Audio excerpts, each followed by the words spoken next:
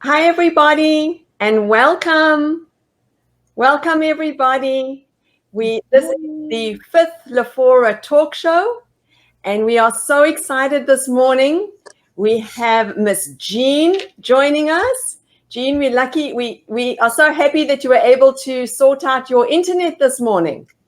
Jean had an internet problem, right? It says I don't have an internet connection. Oh my goodness. Well, you are here now, so we are happy to have you here. And then we are also joined by two new exciting guests. Well, not new to Lafora, but new to the Lafora talk show. Two guests. We have Yanni who's joining us. Hi, Yanni. Hey, Tanya. Good to see you. And good to see you. And we also have Giselle who's joining us. Hi, Giselle. I think Giselle seems to be having a technical hitch. Giselle, we can see you. Can you hear us okay? Well, while Giselle is working on that, we want to welcome everybody. We are really excited. Today is our fifth Lafora talk show. And we have two new guests on today who are going to be sharing their experience with you. We have so many people who are joining us. Wow, we have so many people joining us. If you are watching us today, please put into the chat what your name is and where you're watching from. And let's see who we have with us. We have Frolian, who's here from Saudi. We have Jessie. Hi, Jessie. I know Jessie. Lisa. We have Romalyn. We have Giselle is on there. Diosa. We have Tet is watching. Jazz, Jim, Arvin, Janice. Tet is saying hi to everybody. Raf, Jenin, G. So many people watching. If you have any questions, please put them into the chat, and we will be happy to share those questions with the guests. So let's get started. Giselle, can you hear us now? Oh, I think Giselle's having a problem. Maybe log in and log out again, Giselle, and make sure that your volume is turned up. Okay, so before we get started, just to share with everybody, yes, my name is Tanya Friedman, and I'm the Chief Operating Officer of Connetics USA. The reason why we are doing the Lafora talk show once a month is we were wanting a safe place for everybody to share their experiences. We've seen how Lafora has grown, which is the most wonderful, welcoming, incredible community. And I think it's really important for those nurses who are in the US already to share with nurses who have not yet arrived in the US their experience.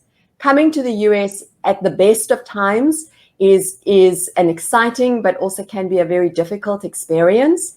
And I think that it's really important for those nurses who have been in the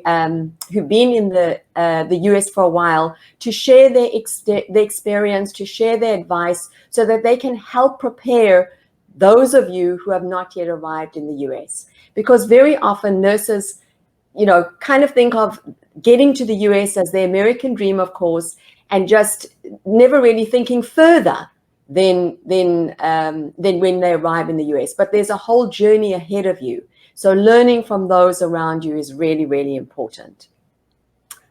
I seem to have lost everybody. I'm not sure what happened. I think Giselle has a weak connection. Maybe that's what seems to be happening. But we'll start with Yanni and Jean while we're waiting for Giselle to join us.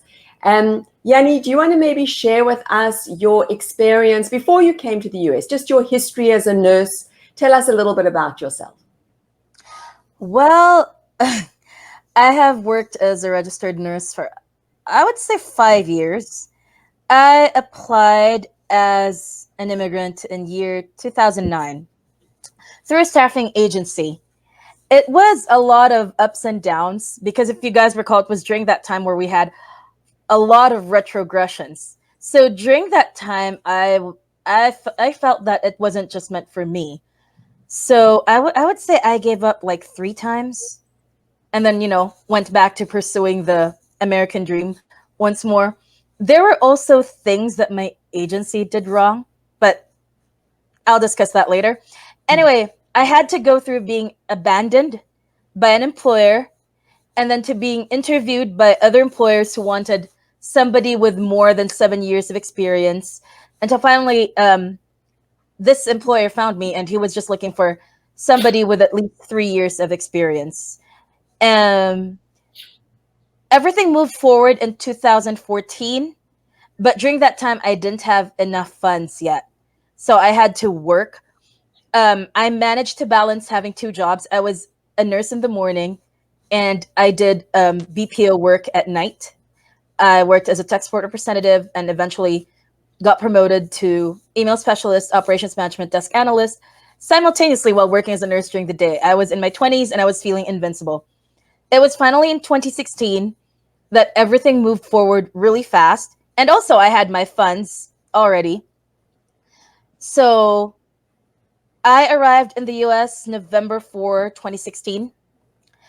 I had to endure going through the reciprocity process, I would say twice, because I did the Northern Marianas Islands route before proceeding to getting a North Dakota license.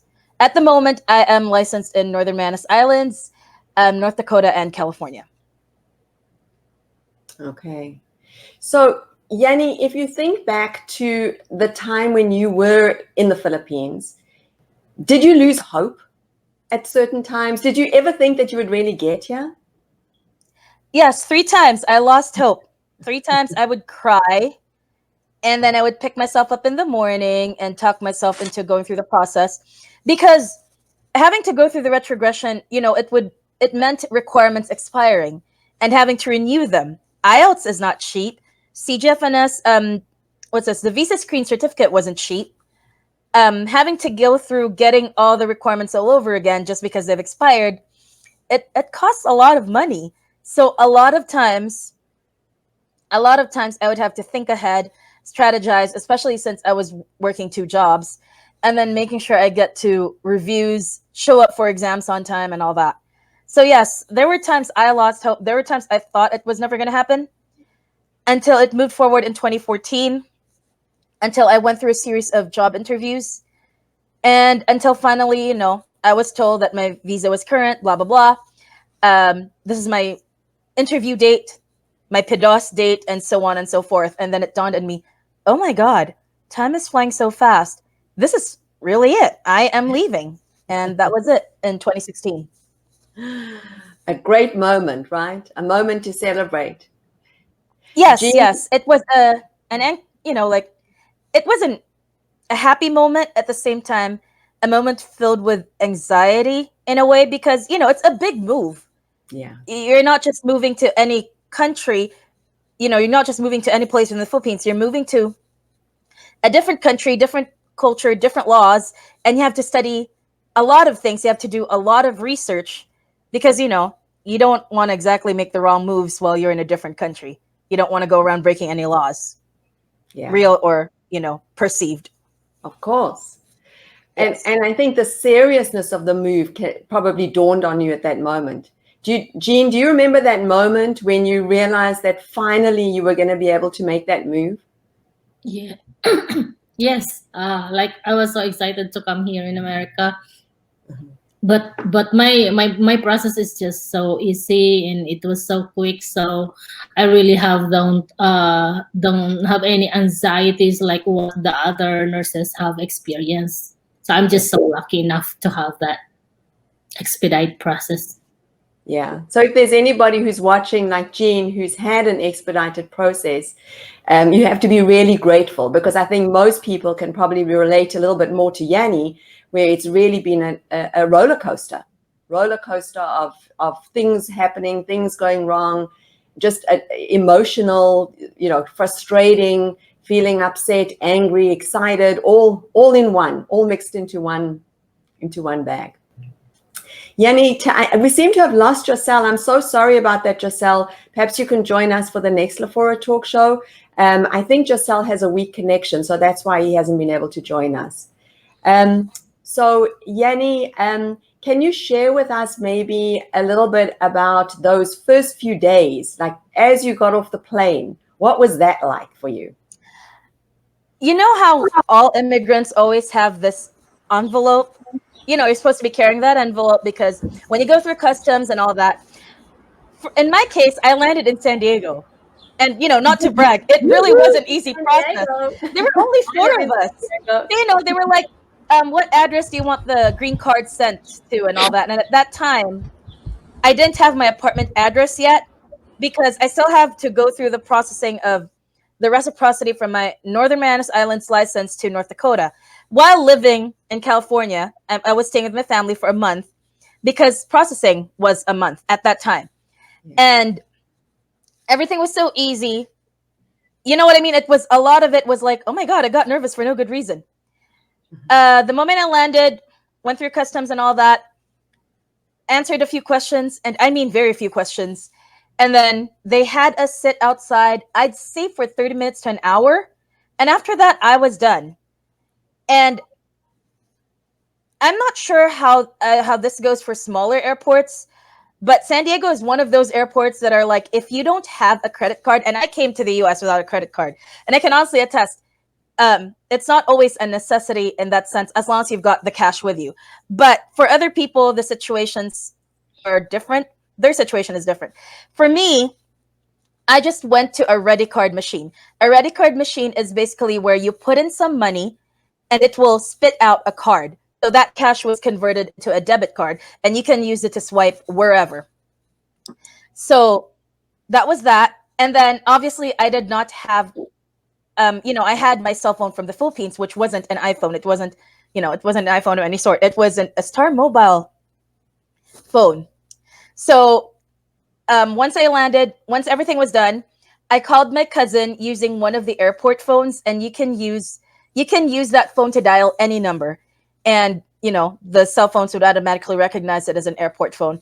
And that's how I was able to inform my family that I already arrived and all that.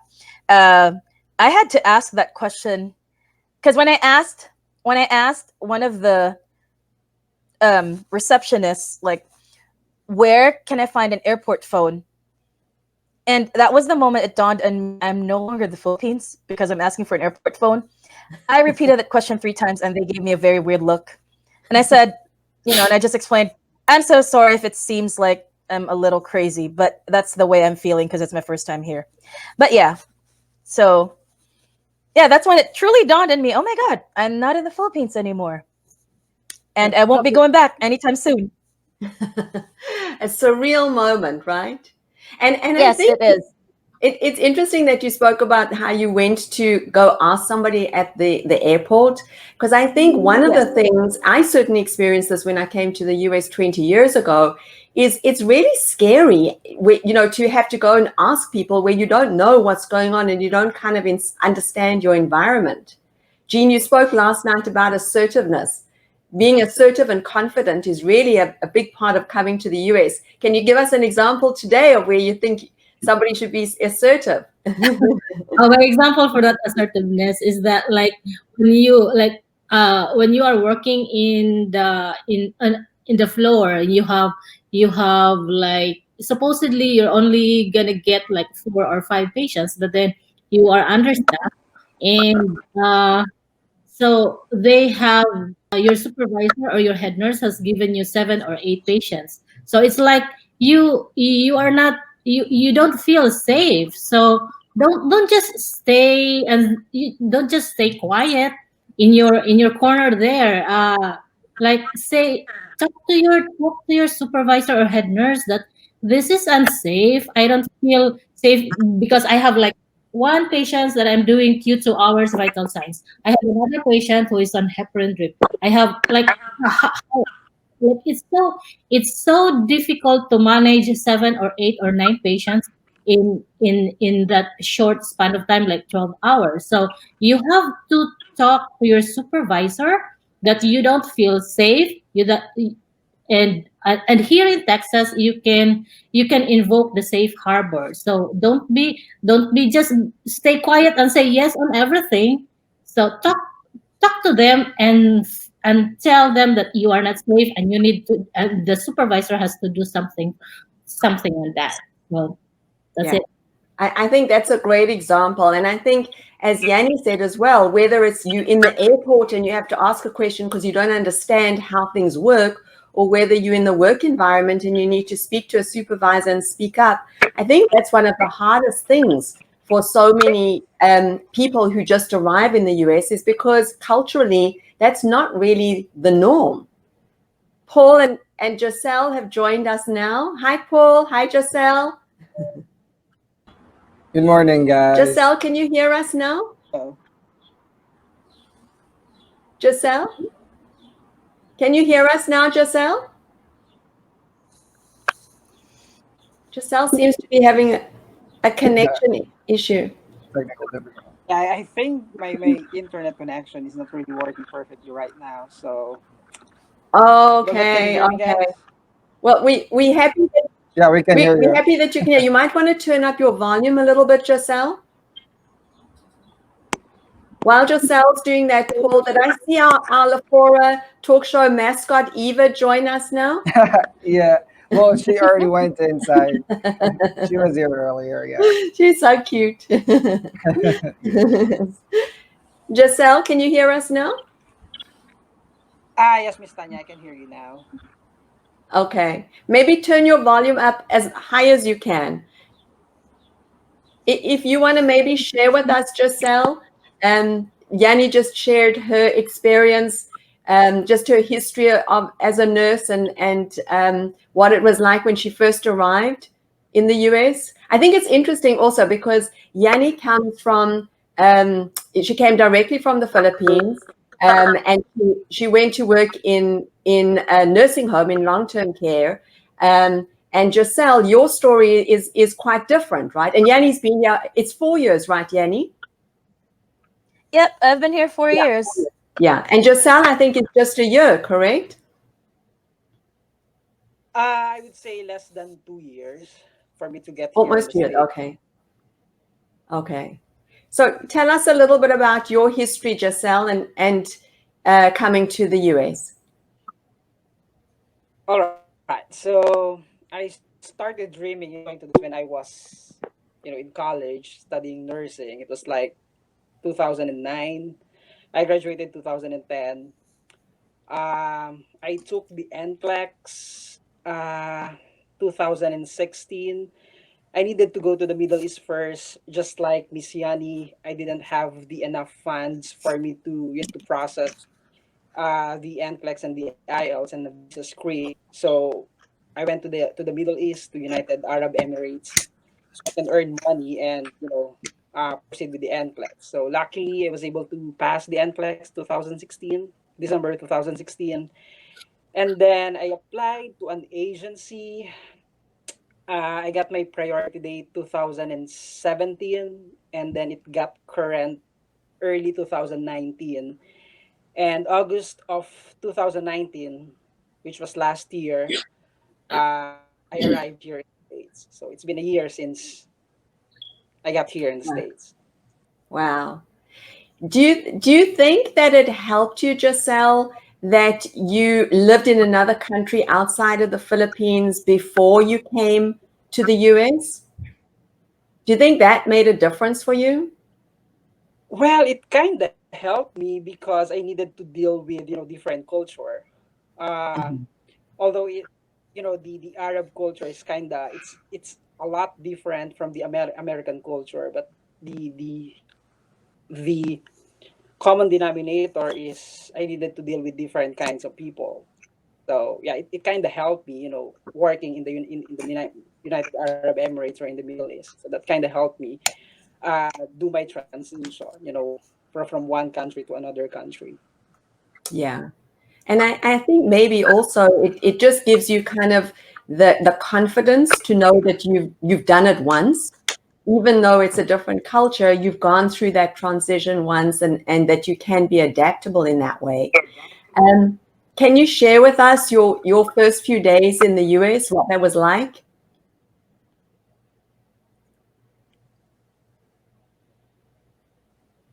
All right. So Well, I needed to do some basic stuff like applying for the social security number. I didn't know what happened. I think it should be automatic that when someone arrives in the airport, the officer should have applied you for the SSN, but I didn't know what happened to my SSN. But there was a delay. So when I called the Social Security Administration, they told me that nobody applied for my SSN. So what I needed to do was to go to the Social Security office so that I can apply my Social Security number personally. And then I needed to do my fingerprint for my endorsement, for my license endorsement, since my original license is Texas license. Uh, I have done that as well. And I tried to uh, visit some places here in Mariana, Florida. By the way, I live in Mariana, Florida, so it's a laid back area because I wanted to see what kind of people do they have in here, and I'm just trying to be uh, acclimated to. Although it's not really soon enough, I got acclimated to the weather, to the people around here. I'm not sure if that's clear. I'm not sure if you can hear me, guys. I think I'm really having trouble with my internet. No, So, we can hear you, yeah. Giselle. We can hear you, Giselle. Okay. All right. That's good. Yeah. So those are So things that we've done. We also visited the hospital. We were able to meet the managers of different units, and we were able to meet the CEO and the CNO of the hospital. So those were the first few days of my stay here in Mariana, Florida. okay. So the first few days, it seems, are really just trying to kind of get like situated. It's like the cell phone, the social security, license endorsement, maybe a tour of the place that you're going to be working. Can either of you share, or Gino and Paul, any funny stories or experiences from when you first arrived? Well, yeah, that was one. It's very important when you arrive, even though you're not feeling, even though you don't feel like it, you're not feeling confident. It's very important you ask questions when you don't know. Because I didn't know about the ready card machine until I asked. Turns out the person I asked, he worked at the airport. He was from Manila. And then when I asked about the airport phone and all that, luckily, during PIDOS and my agency, we were always in touch. So the moment I landed, my family picked me up and all that. The next day, I processed my social security. Um, and once you get the number, because you don't need the card, you just need the number, I immediately opened a bank account. Because while you might not have a credit card right away, but a debit card is of the utmost importance. Even though you don't have a credit card right away, you must have a debit card. And in my case, that was US Bank. This was in 2016. I feel that's still good advice at the moment. Um, what's as far as the funny stories, I suppose, I would just say for the most part, there are just times I seem dazed and confused. Not like my residents, but it's more of like during my first few days in the US, I suffered from jet lag. My body didn't know when to sleep, when not, when to stay awake. And then you cross over that point where you're feeling either hungover or tipsy because you're in that moment between lack of sleep or having too much sleep. Uh, there was also that funny moment in a restaurant. My family and I were eating. I forgot that we were in the US, so I did not speak in English. I spoke to the waiter in my native Cebuano tongue. So yeah, that's like I said. It took a while. It took a while for it to dawn on me that yeah, I am in the U.S. I mean, I may be waiting for my North Dakota license, but yes, I am in the U.S. By the time my North Dakota license arrived, and North Dakota is a different culture altogether. It's my first time in winter. I was shivering all the way. everybody was looking at me funny. It was my first time. The cold was my first time with 40 degrees. It was my first time in with 10 degrees. I landed at the airport, and then I stayed with a friend's house, and the next day the director of nursing picked me up. And we drove through a snowstorm. After we shopped for supplies, we drove through a snowstorm, went to my apartment, and then my very first meal was actually Lucky Me ramen. Like the Lucky Me, I think that was beef ramen. That was my first meal on my own in North Dakota. And of course, later on, we went on to tour the facility and blah, blah. But yeah, I don't know. I find it ironic that that's my first meal. That's when it really dawned on me. And I had no furniture, nothing. I guess it's one of the reasons I like sitting on the floor, even though I have a bed. Okay. But yes. Well, the one thing that I think is really important to talk about, because when we share our initial experiences in the US, is that coming to the US before the coronavirus was difficult in itself, as Yanni, Giselle, Jean, Paul, myself have shared with you. But coming to the US in at this time is even more difficult, because there's so many things. Yanni, you spoke about like the credit card or cash. I mean, right now nobody wants to touch cash. So if you haven't got a credit card, yep, nobody wants. Yeah, or like a debit card, because there's no way you can get a credit card on your first day in the US. Hence the reason you get your Social Security, open a bank account right away, get a debit card right away. They'll give you a temporary debit card, and then the real debit card arrives later on in the mail. Because as long as you have that, you can use it to swipe, you can use it to order online, and then you can link it to PayPal, Venmo, Cash App, especially if you live in the bigger cities where nobody wants to touch cash and they just want to use their phones for payment. So, yeah. Paul, it looks like you were going to say something. Oh yeah, well, we're talking about funny things that we've experienced. Well, I stayed my first week in San Francisco before I moved to Texas. So my first few days in San Francisco was really fun. One of the things that I can remember that was really funny was so me and my friend were walking around San Francisco and we were hungry, so we went to what you call that, like like a like in the mall there's lots of restaurants inside. like a food court? What you call that? A food court. Where you eat. Like a food court? Yeah, food court. Oh my god, I forgot that. Yeah, haven't been to a food court for so long. But we went to a food court, and so we started eating. And then after I ate, I stood up and started leaving. And she's like, "Hey, excuse me, you're in America. You should put out your tray." She told me that. I was like, "What?" She's like, "You're supposed to put out your tray and clean out your table." I was like, "Are you freaking joking, or are you kidding me, or what?" She's like, "No, that's how we really do. That's what we really do here." So I started observing people around, and they started cleaning their tables. So that was kind of odd for me, because coming from the Philippines, people would clean up your tables after you leave. That was kind of funny. Mhm. And then another one from my clinical experience. On my first day at work, I was in the ER. So my preceptor told me, okay, let's do a straight cath to the patient. Let's do an in and out catheter so we can collect urine. I was like, sure, I can do that. So I went to the stock room and started pulling out, materials. Like I pulled out a Foley catheter, I took out gloves and then lubricant.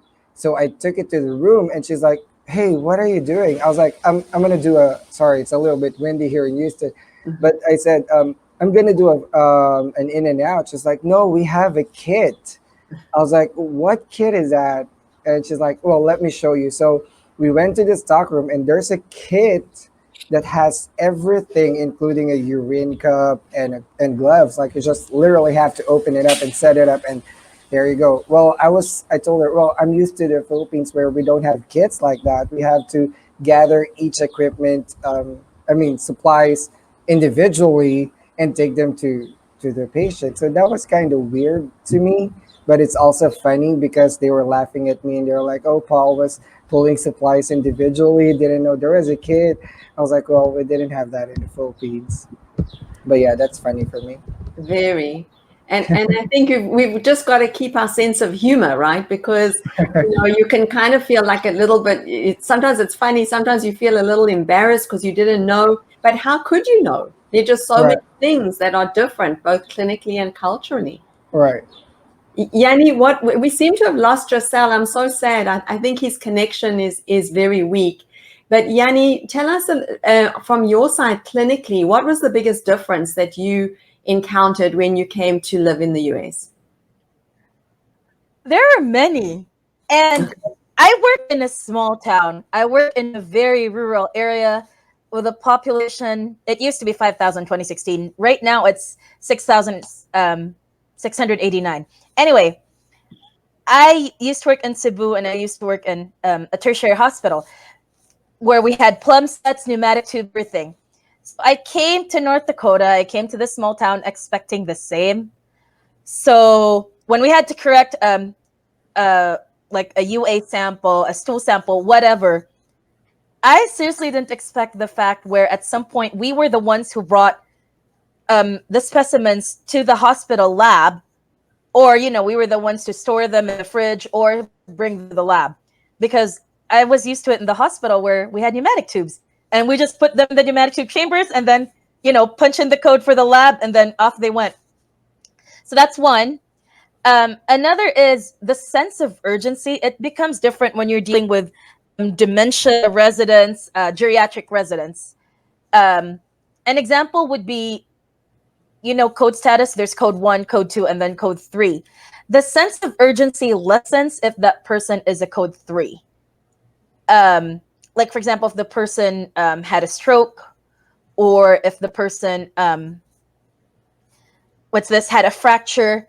Because where I'm from, I'm used to it that, like, if that person, regardless of age, has a fracture or had a definite change in condition, we send them to the ER right away and all that. But when you call the on-call, especially here, the moment they're like, "Oh, she's code 3," call the family and see what they want, if they still want to send that person to the ER or just, because normally code 3 is just comfort cares. So call family and see if they want anything changed, or do they want to just keep the person comfortable. And technically speaking, if the person's in their 80s and 90s, you would want to keep them comfortable. So it took me a while to adjust to that. Another is, like what Paul said, the kits. Now, if you work in big hospitals in the US, you have your straight cath kits, your Foley cath kits, you have your tracheo kits and all that. But here in the nursing home, we rarely get transitional care patients. The ones with feeding tubes, trachs, all the attachments. We rarely get that because for the most part, we get either geriatric residents, psych residents, dementia residents, and older residents, but are for therapy, meaning they're only there for short term. So for us in the nursing home, we don't have trach kits, where you have a tracheo kit where you can clean and all that for tracheostomies, tubes and what. We don't have that. Like what Paul said, we have to pull the supplies, or memorize and then pull them one at a time. Whereas in the bigger hospitals, you have those trach kits. We do have the Foley cath kits. We do have straight cath kits. Another thing that really surprised me was Trachyocare, because in the Philippines we're used to using, sterile plain NSS or sterile solution, and in the rural areas in the US, and I kid you not, you can Google this, you can find this in university studies. They use tap water, and especially if you Google where I live, which is Valley City, which they tout as the town with the best tasting tap water in the entire North Dakota, but actually has 12 contaminants based on the EWG website. So you'll be surprised that a lot of nurses, a lot of LPNs actually use tap water to do a rinse of the tracheostomy tube before using plain NSS. So it was a huge shock to me as well, because we always use plain NSS no matter what. And that's just, some of the examples. Wow. That's a lot of examples. That's a lot of things that are different. And just to remind everybody that Yanni's working in a skilled nursing long-term care facility. So it might, the experiences that you might have obviously would be different in a hospital. Paul or Jean, what might be different that you experience in a hospital as opposed to what Yanni's just explained in the nursing home where she's working? For me, because I work in the Philippines in a secondary hospital. When I was still there, I only worked for a couple of months, like 6 months, I think, and then I came here in the USA after that. So when I arrived here, there are a lot of like new to me, like all those pump infusion pumps, all those. What else? Oh, we don't have trach patients in the secondary hospital, and also we have a little like we call a critical an ICU, but it's not really ICU because if the patient goes down, then we have to send them to Davao City in the tertiary hospital right away. So when I came here, everything is different. So all the equipments and all the procedures, not the basic ones, but all the equipments are kind of new to me, and it is a big challenge to me to learn that, but it is a good learning experience. Yeah. So some similarities with Yanni, but a lot of differences actually. And Paul, what about you? Oh yeah, well, my experience in the Philippines is from a very small ER hospital in a rural setting. So when I came here to the U.S., well, my city, my previous city where I started, is actually not that big. We serve a lot of Medicare patients and uninsured patients, but there's a lot of things that I had to learn skills wise, just because I don't know how to use their equipment. Say for example, I work in a trauma center, so we have the level one infuser, rapid one infuser, which can mass transfuse blood and fluids in 10 to 15 minutes. So that's a skill that I had to learn. um, our chest tube that we were using in the Philippines, were actually using bottles, like literally bottles. And when you move here to the States and you talk about bottles, the old nurses will be like, that's phased out 30 years ago. I was like, so we're still living in the 1980s in the Philippines. Well, literally, here it's just a disposable atrium or plurivac that you just open up and hand over to the doctor. And there's so many things that's really different. So when I started putting my IV the first time on my first day, I'm that type of a person where I'm assertive, like what we all been talking about earlier, and I wanted to do the job on the first day, right? Because I wanna get acclimated fast. So I put my IV, and what's funny was, after I put in my IV cannula, I started holding down the vein, because that's what we do, because the vein will bleed, right? Because you put in an IV. Well, guess what? The IV that I was using, and I feel like, oh my God, this is technology. This is the future. It doesn't bleed. It has a valve. Like, as soon as you put it in, it doesn't bleed. So my old preceptor, she's really a great ER nurse, and she helped me acclimatize. She's been a nurse for 40 years. Really awesome ER nurse. She's like, I know what you're doing. You're trying to stop the bleeding, right? Well, guess what? This IV won't bleed. That's okay. I know you're from the Philippines and it's so much different over there. And it was so funny for me, but also there's so many things that I had to learn. But I really learned a lot from my exposure here in the ER. And I feel like we're so behind 30, 40 some years in the rural Philippines, because we're still using stuff that they're no longer using here, because it's not evidence based and it's not the best practice. But then again, there's also advantages if you have worked in the Philippines prior. Because, like, for example, I was working in my facility right now. Um, 2 weeks back, we had a major outage, right? 6 freaking hours, the computer was out. I was a triage nurse. This is at the time where there were like 30 patients waiting to be triaged. It was freaking crazy, right? So what we did was we had to stop all triaging, except of course if there's life-threatening situations, which of course we take care of that first, and had to revert to paper chart. Well, I'm working with nurses with less than 2 years experience. So I call them baby nurses, right? So all of them are freaking out. I heard one nurse said, I don't know how to use this, flipping the paper chart. I don't know what to write in here. I don't know what to do. So I was like, okay, let me take the lead. This is what we're going to do. Okay. Because I You took mean, over, Paul. paper chart is my thing. That was what I'm exposed to when I was in the Philippines, you know. So this is something not new to me. Yes, it can slow down the entire process in the hospital per, communication by what the doctor ordered for which patient and what labs will be done to which patient and what are the results for this. It will definitely slow down the process, but it should not stop what we were doing, right? We just have to revert to the manual way of doing things. Well, I guess that's the advantage of working in a very rural third world country healthcare setting. It's because I'm a very resourceful person. Like people would call me and be like, "Hey, how do you do this?" I'm like, "Well, let me show you my trick." Okay, we have the tricks of the trades that I say to new nurses, like what I would do in cases where, um, uh, like like how to troubleshoot IVs, how to make the IVs flow again without flushes. So stuff like that, like some things that you've learned when you actually practice in the Philippines that you bring over here. Like you are very sourceful. You're not dependent with technology. I remember one time that there was a crashing patient and the nurses are freaking out because they couldn't do a blood pressure on the freaking monitor and they changed the blood pressure cuff multiple times. This is almost going into a code. So I was like, well, get me the manual blood pressure cuff.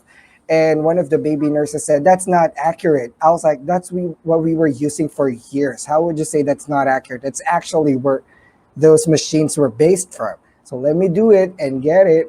And I got the blood pressure. It was 60 palpatory. And some people don't know that skill no more because of technology. And there's advantages and disadvantages. Coming from third world to first world, you'll be overwhelmed with so many technological advances that we have here, how aggressive they are with treatments, and how assertive nurses should be. But then you being a resourceful nurse can also contribute so much to the team. So I have so much to say, but we'll do that some other time. No, I love it.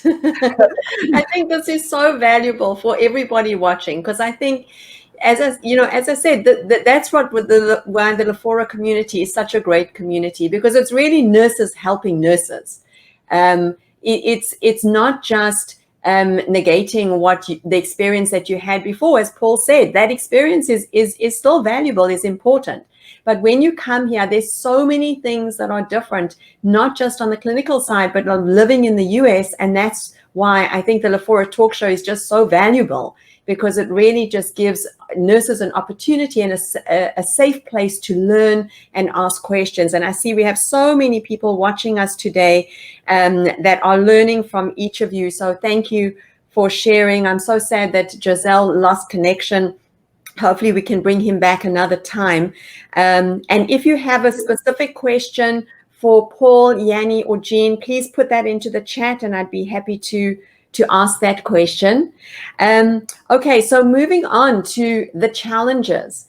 Yanni, maybe you can share with us what was the biggest challenges that you experienced in the US, just more generally speaking, and what do you wish you knew? What do you wish somebody had told you before you came to the US? I wish somebody told me that when you say rural America, it is really rural America. Because, like I said, I used to work in a tertiary hospital in the Philippines. So I was used to like plumb sets, pneumatic tubes, and, a lot of like a little bit more of the techie stuff. And I have a family of nurses in California, and they worked in, more technologically advanced hospitals. And I learned from them. I've got friends there. So I was expecting that even in the rural parts of the US, they're more technologically advanced, and that's never the case. Because here in North Dakota, a lot of the rural areas, I'm telling you, they're not technologically advanced, and you'll be surprised at nursing homes that still have paper charting. Because my nursing home did not start digital charting until 2015. That's a year before I arrived, 2004, 2015. So there, a lot of nurses there are still having trouble with point-click care, still having um, still having to get used to point click care. And there are a lot of tricks to point click care that I managed to discover, during my free time because I love to learn and I love to study. I believe in education. I also believe in research, even though I hated doing research in college. But yes, it's very important that you, as a nurse, you love to read and you love to research. I mean, sure, you can be like, you'll just depend on the knowledge that your colleagues give you, but that's not going to take you really far. Now, that being said, challenges in general, I think they're more of culture shock, people's personalities, um, the culture in general, because the culture does differ from state to state. I can honestly say this because I love to travel and I love to travel alone. I can honestly compare the differences like between North Dakota, Minnesota, North Dakota, Chicago, North Dakota, New York, North Dakota, California. Because when I travel, I also check out the nursing climate in different states. Um, so yeah, I wish somebody told me that it's really the cultural differences are really that vast because I mean, this is something you see in movies, something you see in documentaries. It's different when you see it in person. I wish somebody. Oh, I also wish somebody told me. Although this part I actually studied in advance, but I also wish somebody told me about even in the rural areas of different states, they also have their own divisions. Like I wouldn't say cliques. I wouldn't use that term, but more of like even culturally, because I've attended a wedding here, and it's totally different from any other wedding in any other rural area of any other state. So I would just say, just take it day by day, learn as much as you can, research as much as you can. I mean, I've always been a firm believer in um, failing to prepare is preparing to fail, and I know I did a huge part of my research before coming here. Um, I actually joined Facebook groups in Valley City before I arrived in Valley City, and I got weird messages from the admins of these Facebook groups.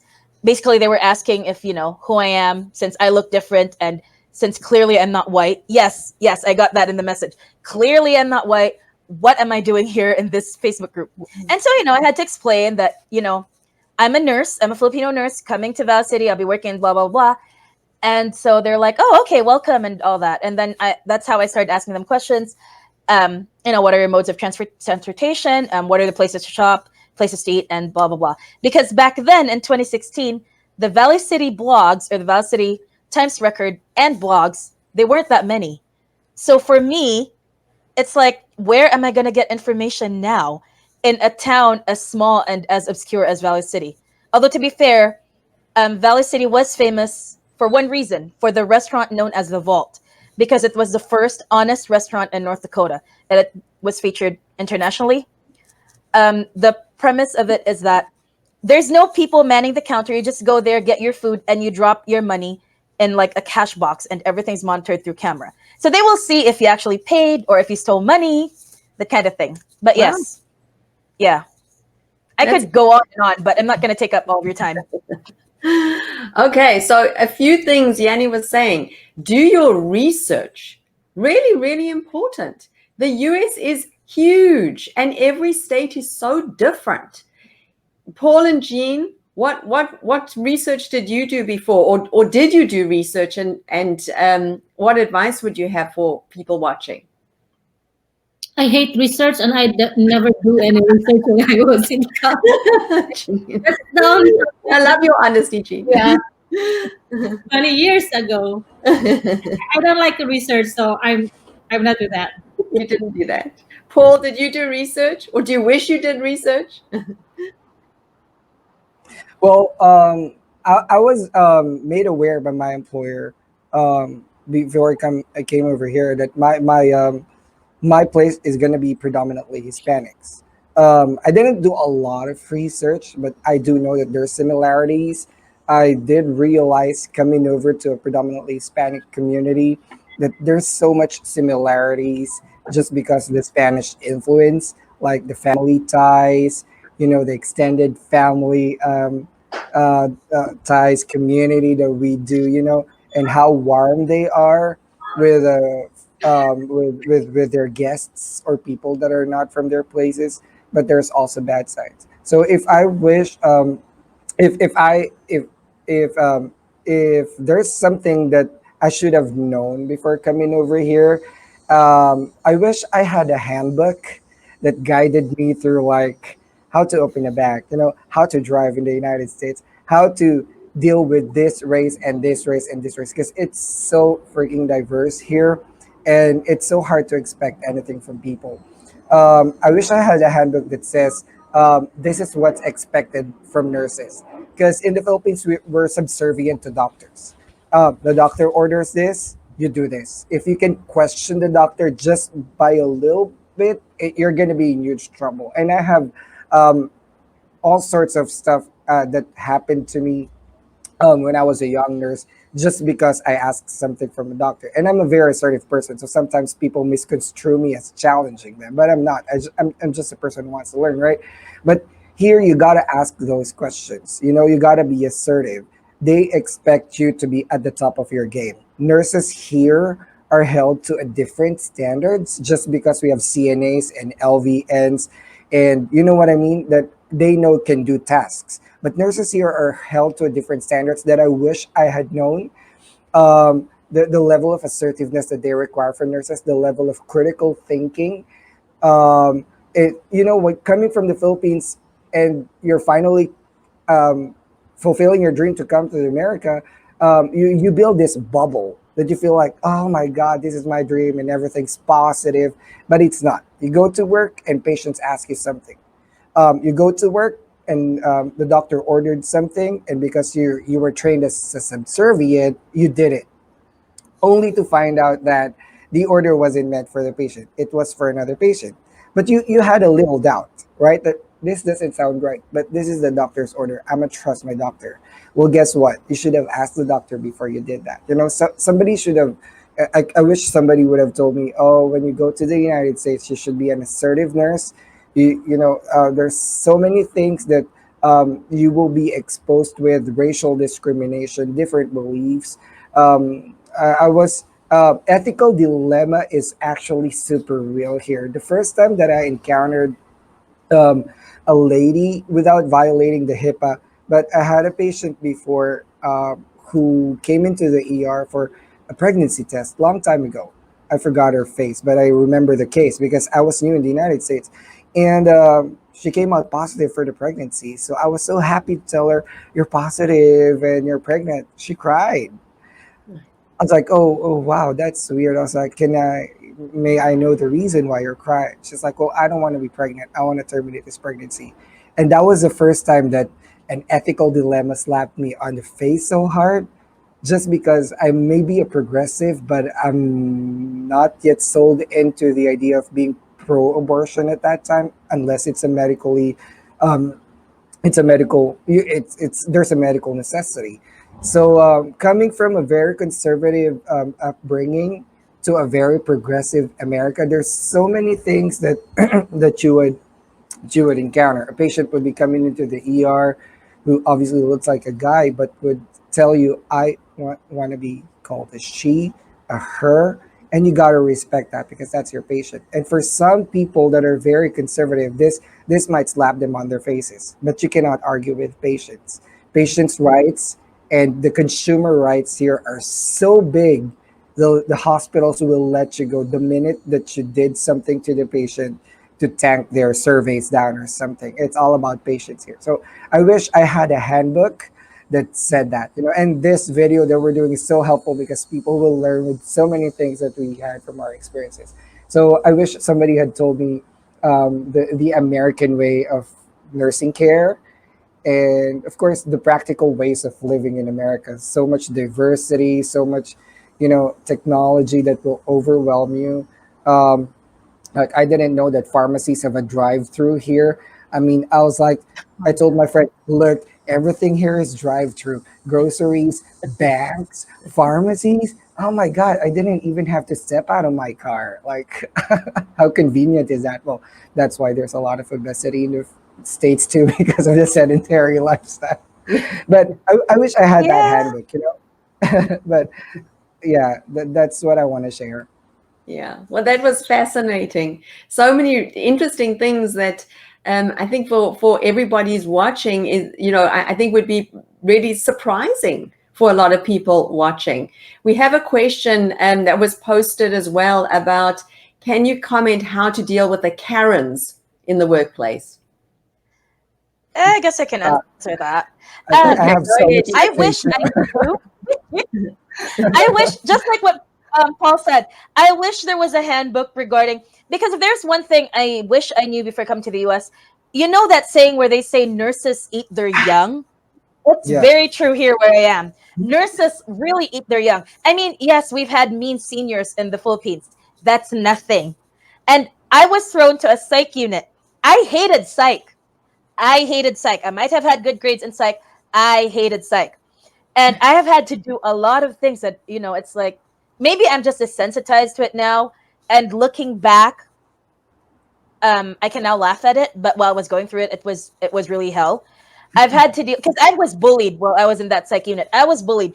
I was never made to feel welcome until a year later. And it wasn't just me. Um, it's a race thing in a way because a lot of our Caucasian coworkers were very unwelcoming to our African coworkers, and we're That only is two Filipino nurses in the building. So um, as far as dealing with Karens, you just remain calm and composed. Answer the questions as they come. Um, do not under any circumstances. I don't know. It's just for me. It worked for me. You attract more flies with honey than with vinegar. Do not under any circumstances get into a shouting match with a Karen. Do not under any circumstances add fuel to the fire and say anything triggering. Mhm. Even though you want to burn that person, no. Be calm and be rational um, in responding to that person, because when time comes that the two of you have to like duke it out in front of the director of nursing, you want to come out looking like, you know the bigger person, the person who's more rational. You don't want to come out as somebody who loses control of her temper anytime. You know what I mean? Especially when you're new in a country like this. Now, I'm not saying you don't be assertive. You can be assertive and still be calm. You don't need to raise your voice. You don't need to make any mean gestures. You can be assertive. You can get your point across while being diplomatic. And I can seriously attest to that, having dealt with racist residents and racist coworkers. Right, right. That Yeah. is true. Yeah, Well, because and that's just because, and I'm not saying everybody in America is racist. That's not it. yeah, But in rural towns that are predominantly Caucasian, you will encounter it at some point or another. I mean, there are good and bad I apples wish I everywhere. knew.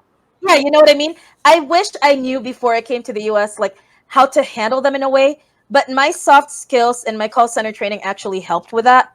And it Right. also helped that I also read a lot, because some of these encounters actually traumatized other people. I can't honestly say they traumatize me now. Yeah. Like I would, do your research and remain as calm and as rational as possible, because you don't want to be perceived as the one who loses control. Yeah, I want to share something about that too. I read a study that stereotypes Asians as subservient and does not fight back. That we're too timid to say anything, and that is true. I've experienced that so many times that I have to speak up and put people in their places, not because I want to fight, but because I want to set limits. There are some things that you need to remember. If it's your work um, coworker that's doing that, there is a CMS guideline for bullying. It's part of the compliance policy of every company that follows the CMS. CMS is the Center for Medicare and Medicaid Services. Technically, it's the biggest payer for healthcare facilities. If the hospitals or nursing facilities do not follow CMS, they don't get reimbursed. So everybody follows. Think of PhilHealth in the Philippines, but this one is bigger. CMS controls the healthcare, the Medicare. So they have a compliance policy where one of the main rule is no bullying. If somebody's bullying you, speak up, but do not engage them into a fight, because these people are like, 200 pounds, 6 footer, and if I am 5'4" and 140 pounds, they can crush my bones. I mean, of course, that's another legal side of it. But I mean, if it becomes physical, your life can be in danger. But if it's a workplace that's bullying you with assignments, with words, with discriminatory actions, racism, about your gender, about your identity, about your beliefs. Well, there's a bullying policy in every hospital. Find that policy, document what happened by sending an email to your immediate superiors, whether it's your supervisor or manager or director. And if it doesn't get solved, raise it to the HR. If not, well, there's two things that you can do. If it's a big healthcare facility, there should be a compliance director that oversees the corporate, or the CMS can help you. And that's a whistleblower thing. There's so many things that can protect you. Please do not be scared to speak up, especially if it's discriminatory and against your belief. And I don't deal with drama. I make friends, but I select my friends. Having been a nurse and having met thousands of people over the year and worked with so many different kind of attitudes, I know how to select my friends. I may be um, you may be my acquaintance, but that doesn't mean we're friends. So I keep my circle small. That's what I always ensure, and those people I trust. Um, I come to work and all with a mindset that I'm there to work, not to be involved in drama, not to be involved in any fight. I'm there to provide quality service to my patients.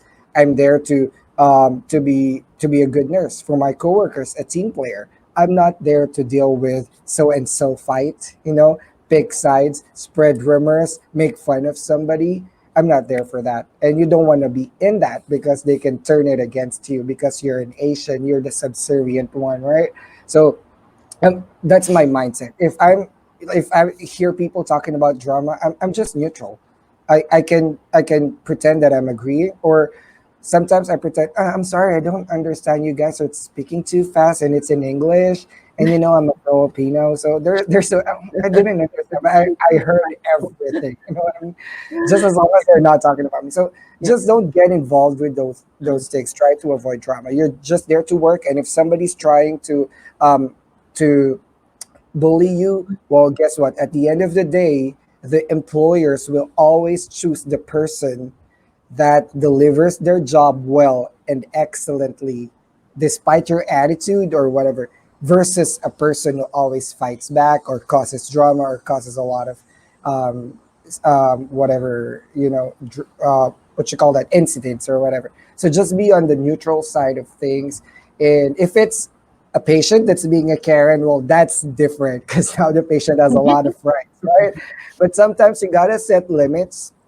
What I've learned from my coworkers here, because Filipinos are so scared to say something with patients. And let me tell you, I work in the ER. Physical, verbal abuse, I see every day. Have I experienced it? Verbally, yes, a lot of times. This is ER. We're dealing with psych patients, with demanding patients, with patients who wants dilaudid every time. Physically, no, because I'm smarter than that. Every time somebody's trying to be physically abusive, or I can see that they're escalating and they want to do physical aggression, well, I step out of the room real quick. And when they start swinging, well, guess what? I'm small. I can crawl. Get out But of the way. they're gonna teach you how to do a non-physical. We have trainings. We need to be certified in the hospital. The non-physical dealing with things. Always have one foot of your door one foot to the door, which means be ready to exit the door anytime. Do not go to any corner of the room for a physically aggressive patient, of course. So you want to be approaching them, but with a distance, something like that. But be ready to exit. That's always what I remember. So when they start swinging, they start shouting, I'm like, okay, um, I cannot stay in this room with you disrespecting me like this. I respect you as my patient, and I'm here to help and not to hurt you. Now, if you don't want to talk to me in a very respectful way, well, I'll let you calm down, and I will come back later and address your concerns. So sometimes you have to set limits, because if you don't, they're going to keep shouting at you. Yeah. But do not engage them physically, please. I've seen nurses trying to fight No, back. no. No, especially if in your Texas, the T-Bone or the Texas Board of Nursing is known to be one of the strictest board ever. They're gonna put it on your record. They're not gonna hesitate on that. Um, do not engage them. I've seen people fight back and they got a permanent record in their licenses. So please do not fight back. All right. Exit the room with a smile and tell them happy to serve. I'm just kidding. It's SM's code. That's yeah. Time, No, time but of let me event. just, Sorry, that well, was let me just, interesting. sorry. Such an interesting to say. Yanni, you wanted to say quickly? Oh no, I'm just saying. Let me just interject because um, with Paul, with Paul coming from the hospital side, and in my case, being in a rural nursing home, we don't have any of that compliance stuff. I am not even kidding. It works I'm so differently in sorry. really small towns. I am not even kidding. When I got bullied and I had to escalate it, the DON and all that, you know what the director of nursing sent me through an email, and I can even show it to everyone. And then she goes, well, maybe if you stood up for yourself more instead of letting them boss you around, maybe then they'll respect you. That's exactly what she said. Although I have to admit, I learned how to fight back, but that's exactly what she said. This was their former director of nursing. I love our current director of nursing. This was her former director of nursing. She also has her pros, she also has her cons. But basically, while I was being bullied and while I was seeking help, that's the response that I got. Like, what the hell? And when a med aide overstepped her duty and her boundary with me, and I'm the RN, I'm the higher ranking one, they took her side because she was 16 years tenured, more than me. And I was the one who got moved to another unit. But the thing was, I do my job. There's a reason I was nominated Caregiver of the Year. And I'm not saying this to brag. You could seriously come to a facility and ask how I do my job. It's the reason I got many of the residents' families talking to me and all that, or inviting me to go places. But anyway, so then the other unit wanted me back, and I said no. Mainly because one, I'm now in a position to choose, and my current unit is the unit that I choose to stay up until my contract ends. I mean, I can be pulled, sure, and I don't want to work that unit, and everybody knows my feelings for that unit. But a job is a job. You won't catch me whining. You won't hear me be like the other nurses who are like, why, I can only work one floor. Please, you're just lazy. And I'm not that person. You can pull me any floor. I know how to do my job. All I ask is you actually respect what I can and cannot do. Because sometimes what they do between me and that other Filipino nurse, because we're the only ones who can be pulled to any other floor and we would know what to do. The way we were trained is that we were thrown to these floors with zero orientation. Trust me, that cannot fly in hospitals, major cities. That cannot fly. There's got to be an orientation. But we were so understaffed, and this was 2016. That's how we were trained. We were only orientated one floor, and then the rest of the time we were thrown to other floors, zero orientation. But we learned to strategize because we're Filipinos and we're resourceful. But the thing is, whenever we're understaffed, then they would be throwing us to first floor one day, psych unit the next day, third floor the next day. And I told them, I pick up shifts, I do my job, I come on time. Why do I feel like I'm being punished for doing what I'm supposed to do? And this demotivates me. So then they sent me a thank you email and all about appreciation for my flexibility. And I explained to them, I don't want to be flexible. I don't want to be pulled to other floors. But here's the thing. This is what the situation calls for it. But what I don't understand is why am I the only nurse, with the exception of the other Filipino nurse? Why are we the only ones being treated this way? So they started pulling other nurses to other floors too. But just saying, it took me a long time to say that. So Yeah, it does that's true. differ from It different, You're happened right. to me as well. Yeah.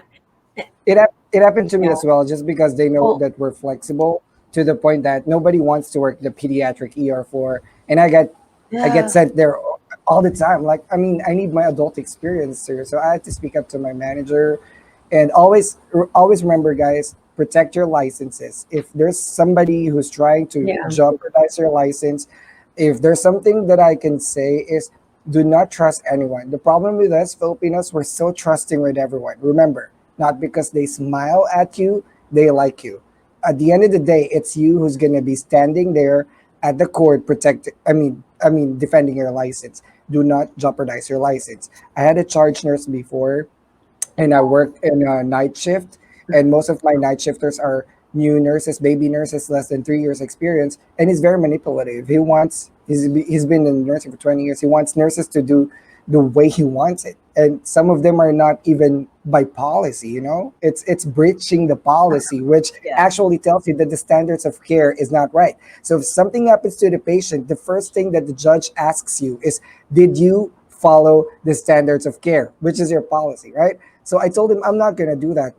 You do you, I do me, right? Let me do it my way, the right way, right? So he got upset. Ever since then, he's become very abrasive towards me, and to the point that he was bullying. I just documented everything, sent messages to my director. So if something happens, everything is documented, right?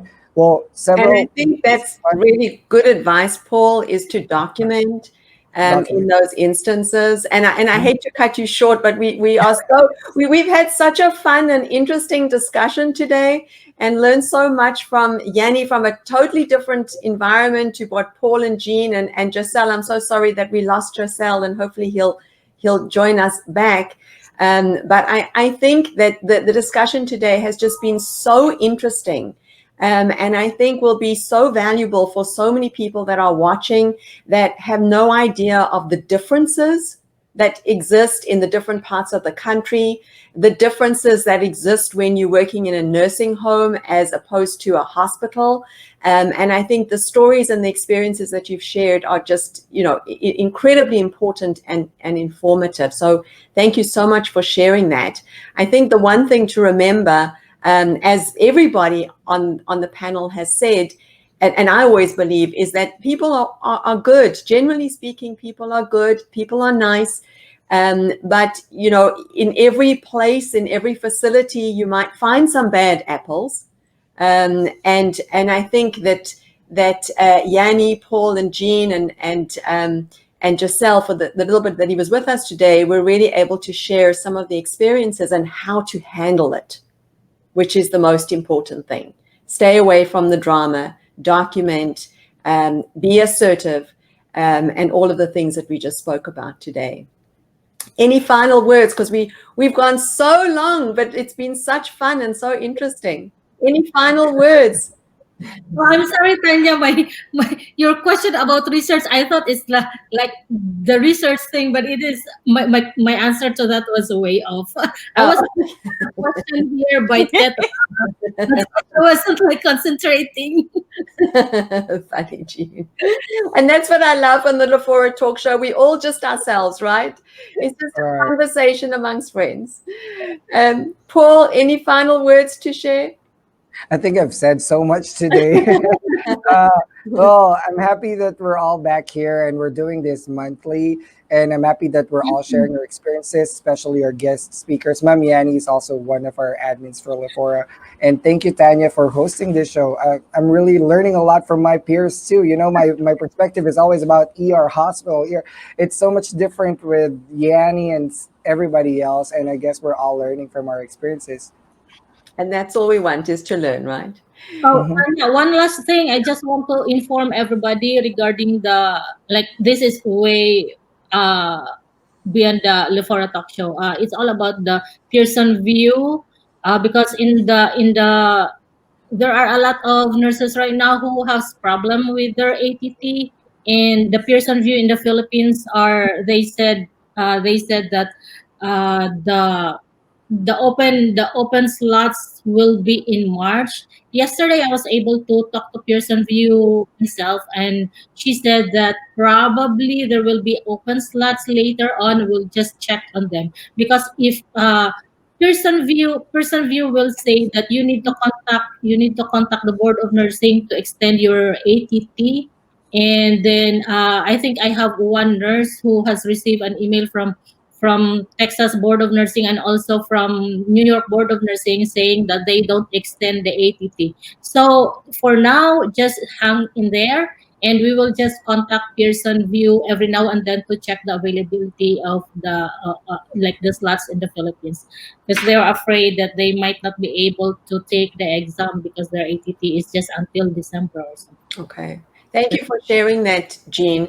And just to share with everybody as well, if you have not yet taken your NCLEX exam, if you have not yet passed your IELTS exam, please do so. We've never seen more jobs. I mean, we've been doing this for many years, and I know many other companies as well.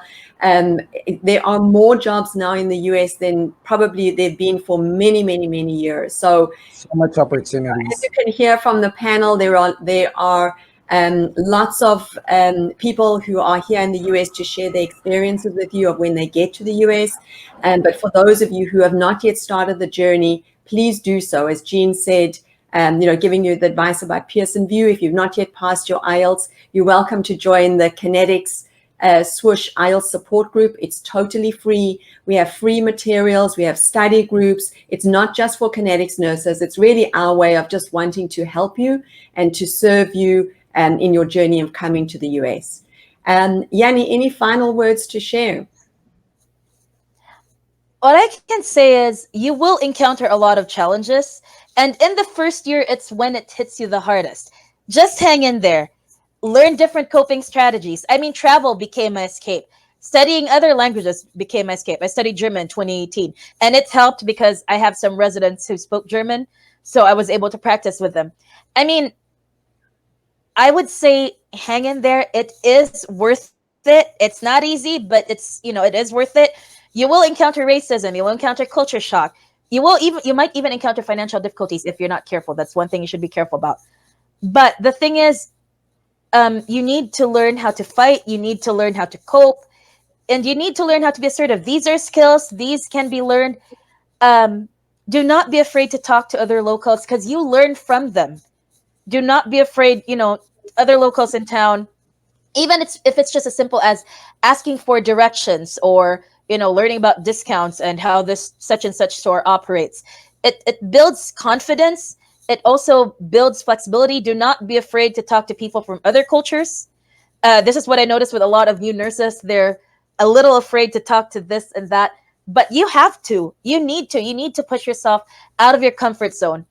And while at times you may feel you're alone, you do have your support systems. Make Filipino friends. Lafora can be your support system. And for the ones who are not here in the US, keep hustling. Stay humble. Hustle hard. When was this? I think this was in 2016. They said by 2020, California alone needs 1 million nurses. And that's just California.